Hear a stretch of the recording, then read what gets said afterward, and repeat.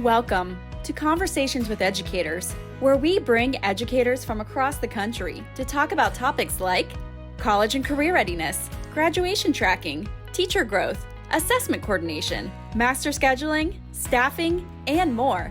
Let's get started. All right, Dr. Smith, thank you for being here with us today. Really excited to talk with you. When I read your dissertation, I knew that it was something that I wanted to bring to other people, because even if maybe it's not something that is novel, it was novel to me, and I'd never heard of such aggressive use of RTI.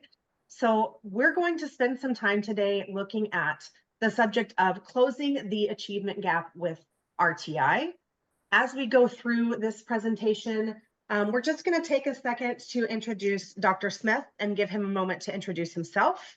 And then we're going to also look through kind of the guiding question, which is how education leaders can leverage RTI to help close those achievement gaps. And Dr. Smith is going to share his experience from his dissertation and research, and then really want to make sure that we give you a chance to take away some things on how you could look at implementing this. I will tell you from talking with Dr. Smith, this is not an overnight process. It's really something that requires a great deal of planning and thoughtfulness going into it. So I would like to pass this over to Dr. Corey Smith. If you would introduce yourself, please, sir. Hey, thanks, Cannon. Yeah, Corey Smith, and the education 25 years. Basically, I started as a math teacher in a middle school, and then had this crazy idea to get into the business world. So I was in the business world for 10 years and was a chief operating officer and chief financial officer of a mortgage bank for 10 years. And then decided to come back to education for family purposes, and then to align with my kids' schedule, and got back into education, and eventually worked into project-based learning and through Project Lead the Way in the engineering field and in mathematics. And then eventually got into the administrative side of things and looking into PLCs and intervention work. That then transpired from my master's to my EDD, my doctoral degree. So very privileged to be here today, and looking forward to talking here about the RTT method and how we put RTI on steroids.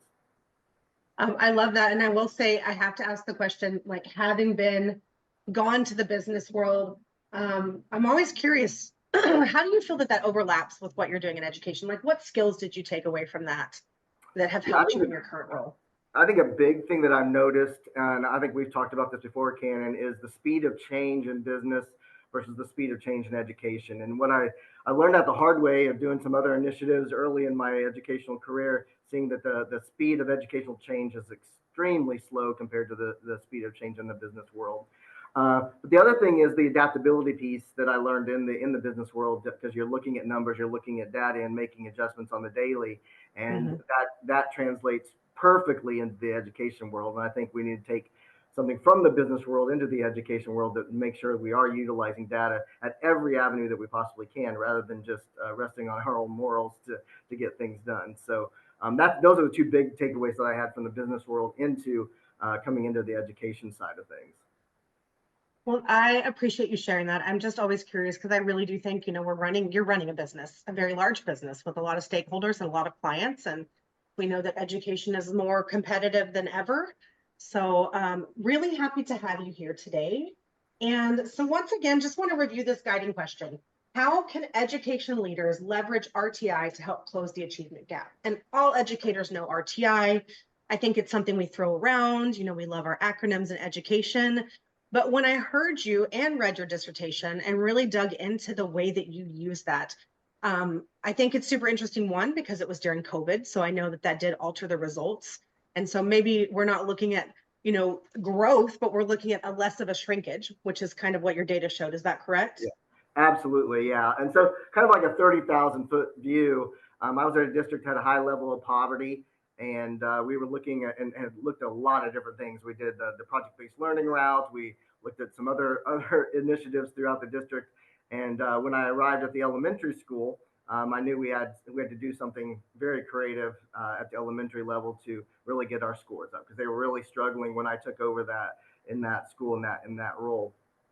And so what we did is, hey, what can we do to be solution focused on what's at hand. And so we started looking at things and we're like, hey, there's this huge academic achievement gap between, and from what our data was showing as far as between those that are in poverty and those that were not. And we're like, how can we help shrink that gap without leaving those that are not in poverty, don't leave them behind. Don't focus 100% on them. We need to also be making sure they're getting their education as well, and not just focusing all of our efforts on those who are socially economically disadvantaged. So we were looking at that and we're like, what's the root cause of all of this? And there's like, okay, boom, that's a big door to open, right? That's Pandora's box. There's a lot of problems that kids come to us with every day. And so what we decided to focus on is that we were going to focus on what we could do with the kids while we had them. We're not going to change their home life. We're not going to change their past. The only thing we can do is control what we can control. And that was basically controlling the time while they were at school, the schedule while they were at school, the content that we were teaching, and the processes that we were using to educate them while they were at school. That's the only thing we could control. And so once we got to that point, we said, where are we going to start? And so that's where let's look at what's out there. And so we started doing a lot of things. We just started developing PLCs. And from the PLCs and us starting to work together collectively, we started looking at the research and what can we do to really help shrink that achievement gap that we were seeing. And so what we found, this is an educational webinar, we started looking at John Hattie's research. So where else are you going to start with? Well, let's look at some meta-analysis data, right? And so looking at his data, we found one, the collective teacher efficacy was huge. So if the teachers believe they can make a change and they can work with the kids to make a difference collectively, not just independently, but collectively, then we can make a difference there. So that was number one. But we also saw in the top 5, and I believe it was number 4, was response to intervention, had a very positive effect on student achievement. So we started digging into that a little bit. And through some experiences we had at some conferences and some PLC conferences, we learned some things about the RTI process and how we could put it on steroids and make it and literally put RTI on steroids and look at data in a different way than what we were looking at it before. Because I think a lot of times in RTI, we kind of look at the summative tests, the state type tests, and kind of look at those and see what we can do to affect groupings in RTI. But we wanted to take that to a little bit smaller grouping. And we just said, well, why don't we look at each classroom and what can we do within each classroom and look at the data that's coming out of the classroom and then take that down to the standard itself. And so by reducing all of this down to the standard itself, and then here's the very aggressive part, is in the 3-week chunks. So if we have a unit that's 3 weeks, especially in the elementary level, we have a 3-week unit, let's do an assessment and let's see what we can do as far as working with the kids and an intervention after 3 weeks using that data. And so that's what we did. Yeah, and so you did hear him correctly, 3 weeks, which is really what drew my attention when we first started talking. I mean, that is very aggressive. I'm going to quote a very smart man, Dr. Smith himself. You said when we were talking about this, you referred to your process as not looking at an autopsy at the end of the year. And I love that, because when we have a tendency to do that, we might do some interventions and then we look after we have those scores back and see if it worked. So how did your approach differ? Absolutely.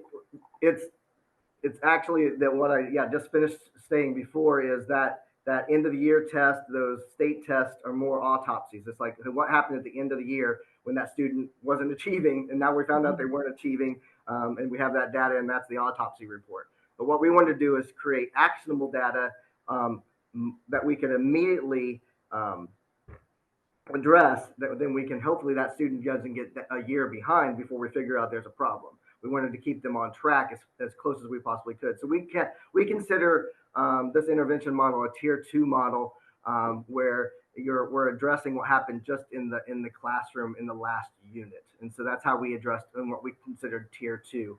Your tier 3s are going to be your special ed push-ins, your title push-ins, those types of things, or pull-outs, however the school's set up. But we looked at this as last unit intervention.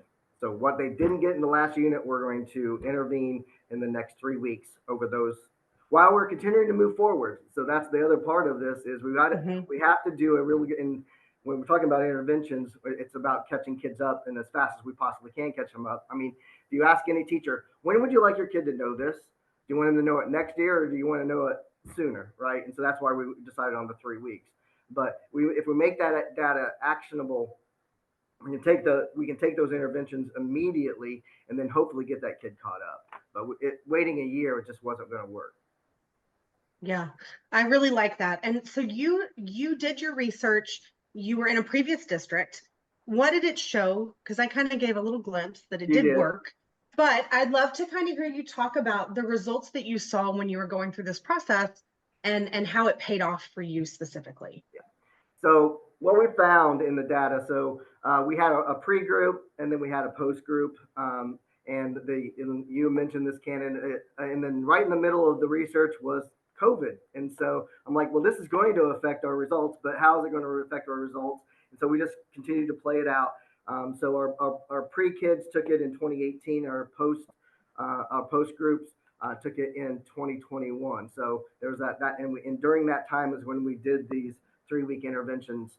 And what we found is the non-poverty students had an acceleration of learning. So if you think about during COVID, it trended, all groups seemed to have like a hockey stick approach, right? We're only on a downward trend. So they were here Yep. and then they took a dive. Well, what we found in the non-poverty students is they actually increased learning even over that COVID period. And so having those extension activities, which we really didn't get into, but part of that intervention process is catching kids up, but also those that mastered the standards of that unit, that previous unit, we actually extended the learning and expanded the possibilities and increased the depth of knowledge that we utilized with them. So the data reflects that in the fact that those students accelerated their learning and did better than the pre-group. What we found on the socioeconomic disadvantaged students was they did slightly go down, but I want to emphasize that slightly. And so what you saw in COVID was socially disadvantaged students dramatically dropped off, huge hockey sticks, right, going across, then huge down. And ours was very level, very minute. They did drop. So in my study, it basically says we did not decrease the gap, right, that we were trying to do. However, when you look at it from in the context of COVID, we actually, in my opinion, and the results in the data shows this, is that we diminished the impact of COVID or diminished that and allowed them to actually stay fairly even pre and post COVID. So it's funny because when we say RTI, I think automatically of students that are struggling. And you just talked about how you also had those pieces to help students that are high performing. Yep. Just going to play devil's advocate here. Would it not be better to only focus on the low performing students, put all your resources there? Great question. And what we did is we always, in our enrichment activities, it was a lot of the activities for the enrichment, those who were going into the enrichment line, we were using IAs and we were using a lot of students kind of putting their own spin on things. There was a lot of project type learning where they were self-discovery learning, I guess is how I want to put it. And so we just kind of let them run with those ideas. And so we did put a lot of our licensed professionals with those lower end students. Gotcha. And as someone that, I love the idea of helping all students. So definitely was playing devil's advocate there, but thank you for answering that. So you focused on your research 3rd and 4th grade, correct? Correct. How do you feel like this transfers to other grade levels, middle school, high school? Yeah, so we did this in other grades as well. We did this when I was at that elementary across the board. Okay. We did it K through 8 for sure, and there were some things going on at the high school levels as well. So it was a district-wide initiative that we did, but the elementary really harnessed this on the 3-week, the every 3 weeks. And I'm in process now, being a new and kind of translation into a new district. So I'm new to this district 2.5 years ago, coming in the superintendent here, and all of these processes that we did before took us a couple of years to get in place. Well, I'm coming into a district that didn't have these experiences before, didn't have PLCs. And so we have to build that capacity within here. So we aren't even we're doing interventions, we're doing RTI, but more old school rather than what I'm proposing in this, and what the dad is proposing. And so what I'm looking to do is start this next year. So we've been building the capacity within this district with professional development and data, and learning about data and learning how to work together as teams, and the PLC development. All of those things, it's taken 3 years to get that in place, plus all the aspects that have to do with scheduling, transportation, food services, and all that alignment that has to do when you set that 30 minutes, because that's what we set apart every day is 30 minutes of intervention every day, to make sure we're hitting this tier 2 interventions. Did you have to add on to your school day? We did not.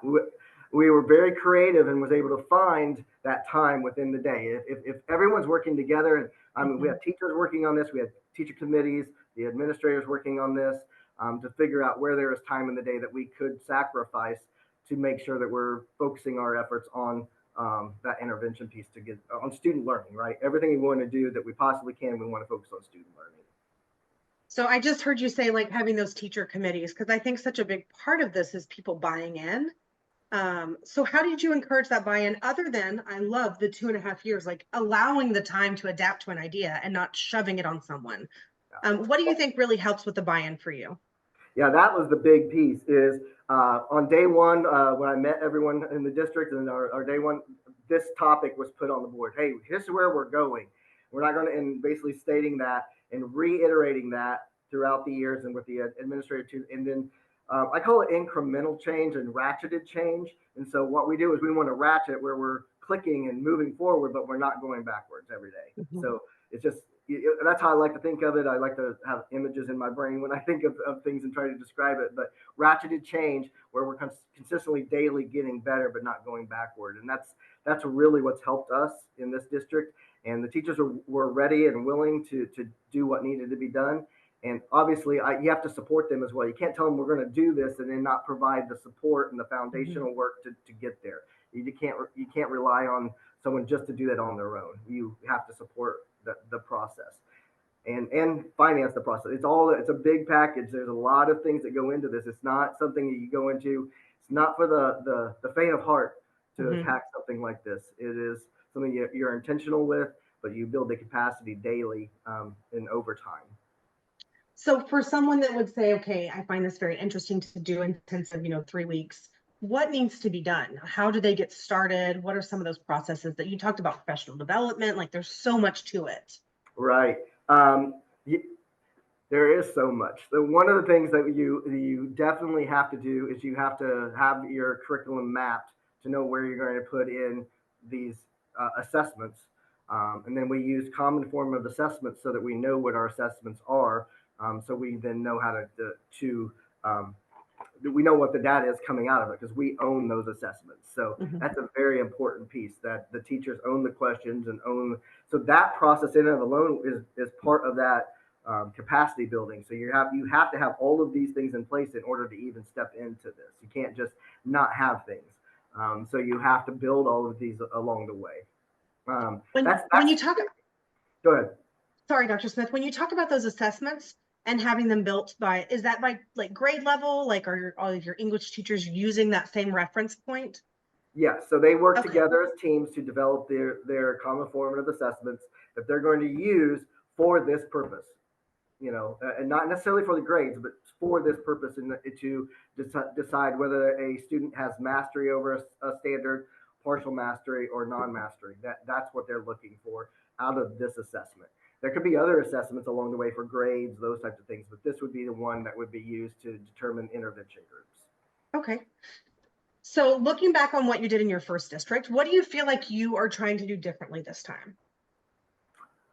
The big thing for me is taking the time needed to build that capacity and not rush it. So we're doing little things. I mean, we're already doing a lot of intervention pieces here and there, but we haven't fully launched the whole campaign, but pieces and parts of it are underway. So people get more and more confidence in it as we build that. That's the biggest difference between what we did before. because we knew we needed to make change. Our results of that district were horrendous, and we needed to make tremendous change. And so that kind of drove the speed of it. So that change was a little bit faster than what this changes. So that was kind of a couple of years. We're already by this time we'll be at 3 years before we officially launch here. So taking the time needed and building that capacity for me would be the number one takeaway as you're building all of these pieces. And when we've talked previously, we kind of discussed like the professional development piece and how your principals. So walk me through what this looks like on a campus, whether it's middle school, high school, elementary. What role is the teacher playing? What role is the principal playing? Basically, the administrator is the facilitator. They're facilitating all the process, but the work is really on the teachers and working on the teacher collective, not just individuals. That's the thing. There's a lot of work up front on this, but once everything gets going, you're working more as teams, and so actually the workload goes down because you're sharing those. Each teacher's not making their own test. It's a shared responsibility, so the actual workload reduces as time goes on, because then you're only making tweaks to tests or tweaks to assessments or tweaks to the process rather than rebuilding it. So to me, I think that's the big takeaway is administrator facilitator, making sure these things are getting done, making sure the data meetings are scheduled, making sure they're overseeing that, but really handing the ownership over to the teachers and the instructional assistants in that process. It's a team, it's a whole team effort. So all of those need to be part of that process. Okay, I love that. Could you tell me what it looks like when you're doing that data piece for those every 3 weeks? Like, how do you even tackle moving kids around like that? Yeah, so it is a lot of work, and we had someone who would help with that too. We'd have like instructional coach or some of the other administrators would help with the setup of the data meetings, extracting the data, and teachers own that data, so they're part of that process. But with the spreadsheets that we created, we used just Google Docs. We created spreadsheets, and they were color coded. So when we entered in, so we'd have all the standards we were assessing for the year. So we have the student's name, have all the standards that we were assessing for the year across the top, and then we would score them as we were going throughout the year. And it would color code them and immediately know whether the kid was in a red group, a yellow group, or a green group. Red groups were non-proficient, yellow groups were partial proficiency, and green groups were proficient. And so that helped us group those in the next, so you could just see it at a glance. Well, this kid's going to be in this student's going to be in the proficient group. This one's going to be in the middle group, and this one will be in the high needs group. And so we just immediately could do that. That actually went fairly quickly. The background work was the part that took a lot of the time in building those spreadsheets. But once it was built, it helped facilitate the process for the whole year, because you already had when your data meetings were going to be, and so it helped drive the instruction, helped drive the timing, helped drive the pacing. So are those students potentially changing teachers in that 3-week period? They would change. They wouldn't necessarily have their teacher in there for their intervention teacher. Okay. And actually, we didn't encourage that, because if you were with your teacher and you didn't get it, it's probably a good idea to have somebody else to teach it. Or if you're in a school like one of my elementaries here, we only have one teacher per grade, and so then that teacher needs to teach it a different way to that group that didn't get it, because obviously doubling down on what they didn't get doesn't mean they're going to get it again. Just keep trying and trying the exact same way.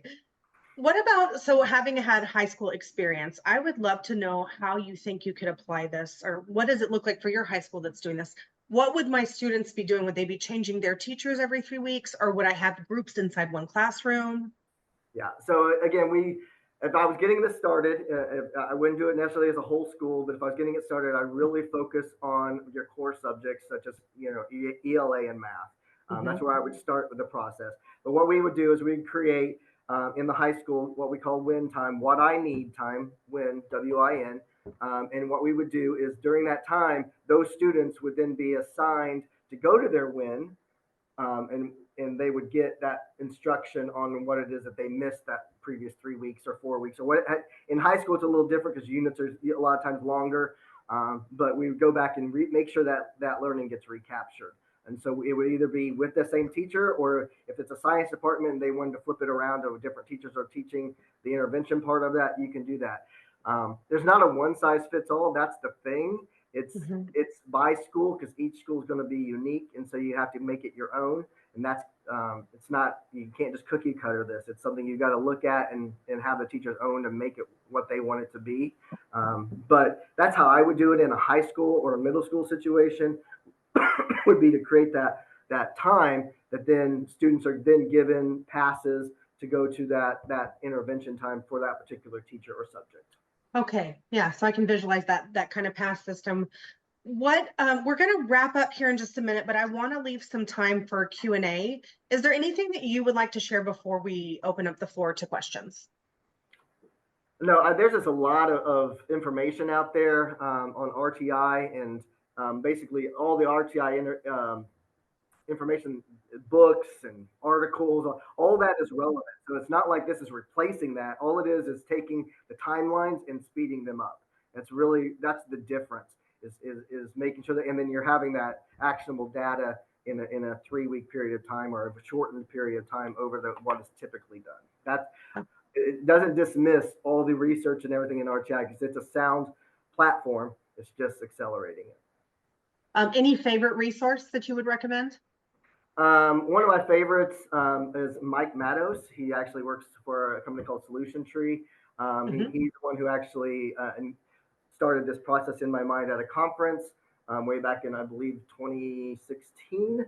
And that's what got it started for me. And the other ideas is RTI is more powerful than poverty. And just something like that as far as the title of the presentation. And it sparked an interest in me. And then we kind of ran with it from there. So he's the one who kind of got this all going as far as sparking the interest in my mind, in my team's mind. Mike Matos, right? Yep, correct. Okay, great. Thank you, sir. Okay, I want to we have about 4 minutes, see if we have any questions. While we're waiting for those questions to come in, I, of course, still have questions. Sure. Would love to know, like, if I were an administrator still, what would I need to do or start thinking about to start this process? Ooh, great question. One, you're going to have data that you're starting with. You have to understand the data that you have. You need to know what direction you need to go, and what. That's one piece. The other piece is, do you have time in your schedule, or where can you make time in your schedule? Because if you don't make time in your schedule, it doesn't matter what all the other work that you do. That's number one for me, is making sure that you make sure that you have that time to be able to put that in there. The other thing is in building capacity and having your teachers be able to work together and talk about their students and their data. If you do that alone, even if you don't do this, those pieces in and of themselves, and you say, hey, we're going to dedicate this time to help catch kids up, even if you don't do it the RTI way, even if you don't do it in what I call the RTT method, the rigorous targeted indicators, if you're just having those conversations about kids and making changes as you go throughout the year, you're ahead of most schools. Using data to make decisions is key to what we need to be doing in education. And that data move is moving across education. It's just making it actionable and making it relevant to the learning that they're actually doing in the classroom in a timely manner. I know I've said that many times today, but that's really what it's all about. We don't want kids to get behind, because the chances of them catching up, we see it now with the data coming out, is very, very hard. If they're behind, they're always behind. I mean, we're never going to get them caught up if we don't do it and be a little more proficient in that. Wonderful. We do have a question. So it was, how do you get your teachers up to speed on collecting and, most importantly, reading their data? I think you help provide the platform for them on what it is, and you need to have this as a collective group. What data are we collecting, and how can we use that?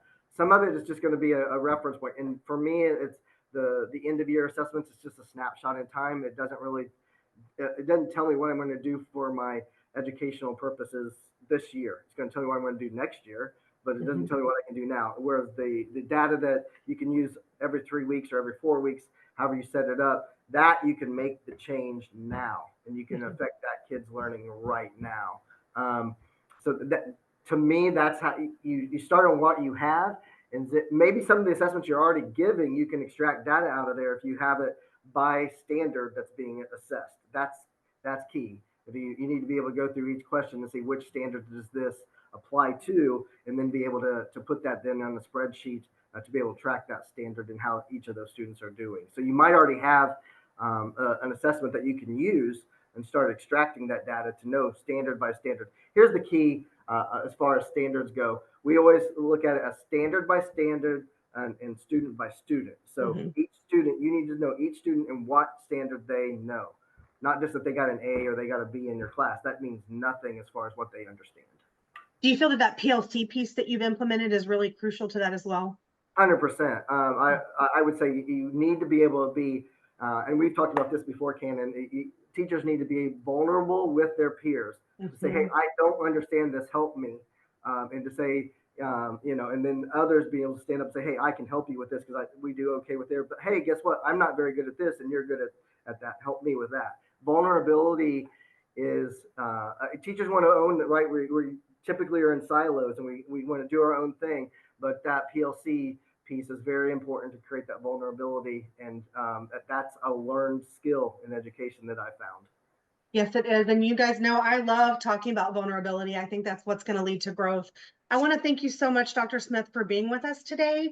It was a pleasure. Just as a reminder to those of you that have attended, we will be sending this recording out so that you receive that via email. It will also be available on our social media platforms. And a reminder of the products that we have here at Education Advanced. We heard Dr. Smith talk about that scheduling piece. Cardonics is great for that. Professional development with evaluation.